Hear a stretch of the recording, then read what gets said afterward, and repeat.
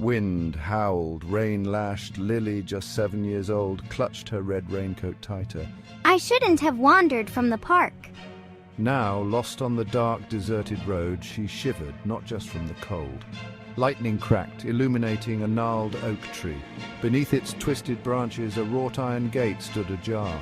Beyond it, a long, overgrown driveway disappeared into the shadows of a looming mansion. Lily hesitated. The storm raged on. She needed shelter. Taking a deep breath, she pushed open the creaking gate and stepped onto the overgrown path.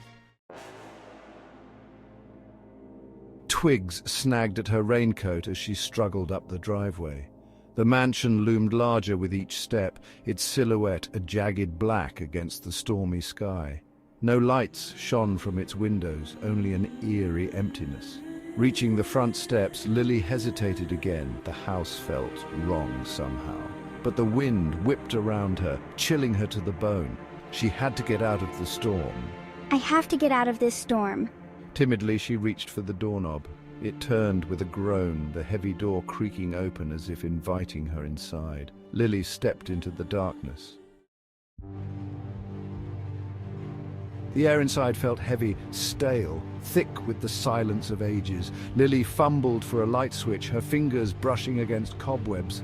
A faint click echoed through the cavernous hallway, but no lights flickered on. Suddenly, a flash of lightning illuminated the far end of the hall. There, on a dusty table, a single candle flickered, casting dancing shadows on the walls, a way to find her way, perhaps even someone inside. With newfound determination, Lily made her way towards the flickering light, her footsteps the only sound in the oppressive silence.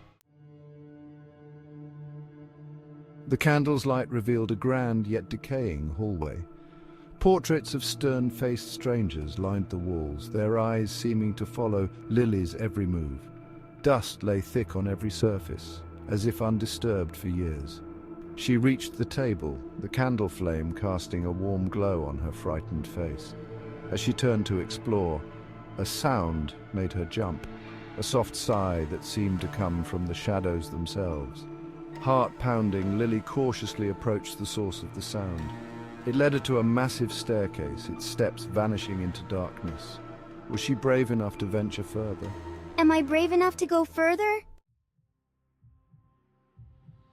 Taking a deep breath, Lily climbed the stairs, each creak echoing in the silence. I have to keep going. I need to know who's whispering my name. The shadows cast by the flickering candle danced and twisted, taking on menacing shapes that seemed to reach for her. Whispers followed her, too soft to decipher but filled with a chilling sadness. They seemed to come from the very walls, weaving through the air like ghostly breaths. I can hear you, but where are you? Lily pressed on, fear battling with curiosity. She had to find out who was in the house, who was whispering her name. At the top of the stairs, a heavy wooden door stood slightly ajar, a pale light spilling out from within. What is this place? Lily pushed it open and gasped. The room was a child's playroom, frozen in time. Dolls in frilly dresses sat upon a four-poster bed. A rocking horse stood frozen mid-gallop. This is so strange. It's like time stopped here. But it was the toys scattered across the floor that sent chills down Lily's spine. The toys were moving. A toy soldier marched in place. A music box played a haunting lullaby, and a ball bounced on its own, each movement accompanied by the soft, mournful sighs she'd heard before. How is this happening? Who's doing this? Fear threatened to overwhelm Lily, yet something drew her deeper into the mansion's mysteries. She noticed a trapdoor in the corner of the playroom, partially hidden by a cobweb-covered rug. A trapdoor? What's down there? Curiosity overriding her fear, Lily lifted the heavy trapdoor. A musty, earthy smell wafted upward, and she heard a soft sob echoing from the darkness below.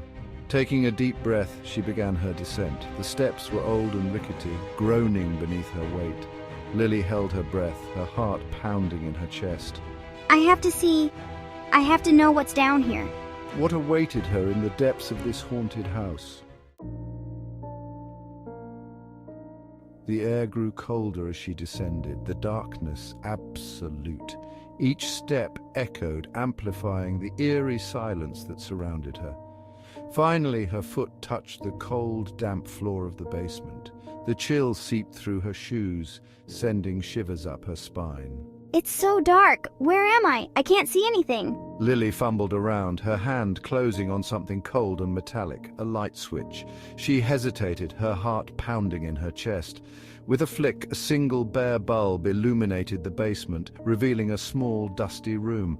Shadows danced on the walls, creating an unsettling atmosphere. And in the center of the room, a young girl sat on a wooden stool, her head in her hands, her shoulders shaking with silent sobs. The sight tugged at Lily's heart. Oh no, she's crying. Why is she so sad? Lily's fear melted away, replaced by concern. She felt an overwhelming urge to comfort the girl. She knew that sound, that deep, heart-wrenching sadness. It resonated with her own feelings of loneliness.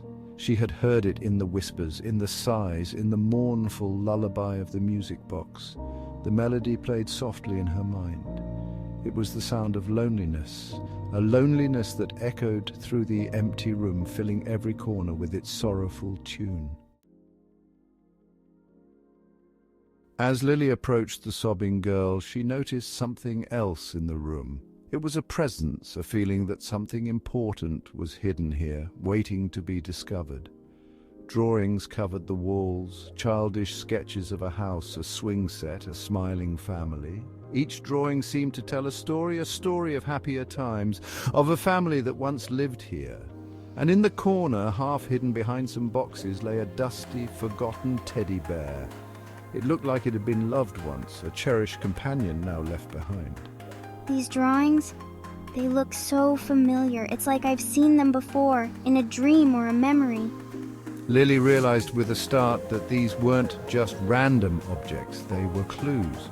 Clues that connected her to this place, to the ghostly girl.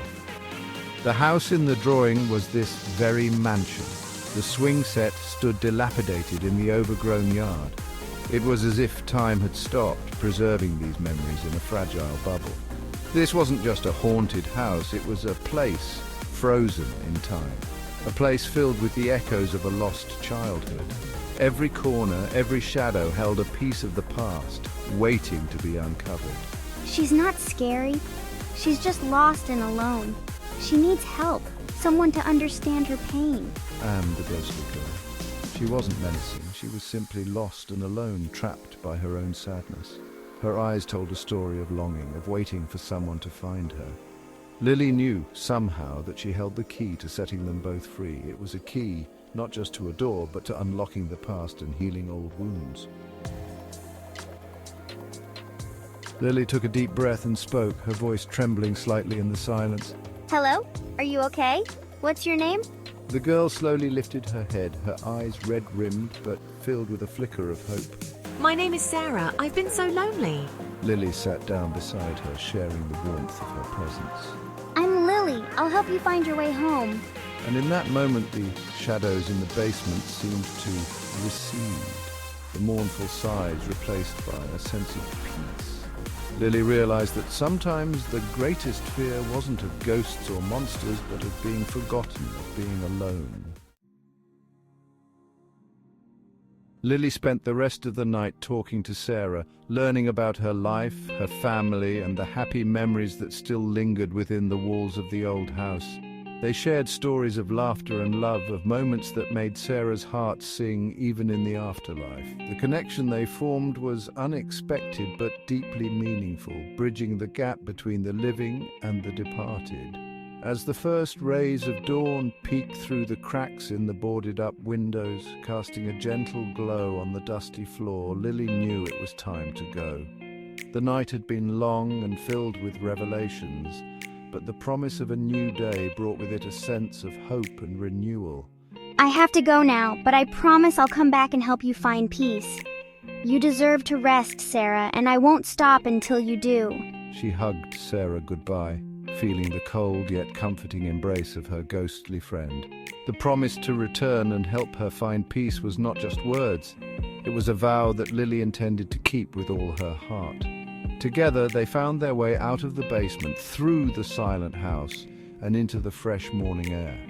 The journey through the house had been eerie, but it was also a path to understanding and compassion. The storm had passed, leaving behind a world washed clean and sparkling. The air was crisp, and the sunlight felt like a warm embrace, a stark contrast to the night's chilling encounters.